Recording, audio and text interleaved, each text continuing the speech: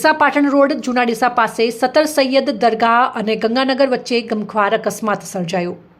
બનાસકાંઠા જિલ્લાના ડીસા તાલુકામાં અકસ્માતોની વણઝાર ચાલુ હોય તેવું સામે આવી રહ્યું છે। ત્યારે રોજ એક બે અકસ્માતના કેસ આવતા હોય છે। ત્યારે વાત કરીએ તો ડીસા પાટણ હાઈવેની। ડીસા પાટણ હાઈવે પર થોડાક દિવસો અગાઉ એક ભયંકર અકસ્માત સર્જાયો હતો। તેની હજુ શાહી પણ સુકાઈ નથી। ત્યારે વધુ એક એ જ રસ્તા ઉપર આજે વધુ અકસ્માત સર્જાયો। ત્યારે વાત કરીએ તો ડીસા પાટણ રોડ જૂના ડીસા પાસે સતર સૈયદ દરગાહ અને ગંગાનગર વચ્ચે ગમખ્વાર અકસ્માત સર્જાયો। જ્યારે સ્વિફ્ટ ગાડી પાટણ તરફથી પૂરઝડપે આવતા સાઈડમાં ચાલી રહેલા બાઇક ચાલકને ટક્કર મારી હતી। અકસ્માત એટલો ભયંકર હતો કે બાઇકના આગળથી કૂંચે કૂંચા થઈ ગયા હતા।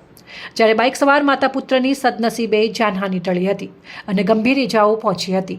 અકસ્માત દરમિયાન બાઇક ચાલક પ્રકાશકુમાર રાજુભાઈ ઠાકોર અને તેમના મમ્મી મંજુબેન રાજુભાઈ ઠાકોર ગંભીર રીતે ઇજાગ્રસ્ત થયા હતા।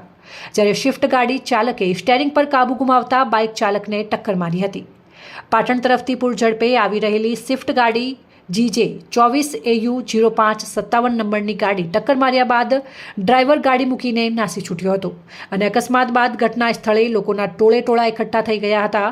જ્યારે સ્થાનિક લોકો દ્વારા 108ની ટીમને જાણ કરાતા 108 એમ્બ્યુલન્સ વાન તાત્કાલિક ઘટના સ્થળે દોડી આવી હતી અને ઇજાગ્રસ્ત માતા અને પુત્રને ડીસાની સિવિલ હોસ્પિટલમાં સારવાર માટે ખસેડવામાં આવ્યા હતા। અહેવાલ અમૃત માળી, સંબંધ ભારત ન્યૂઝ, ડીસા।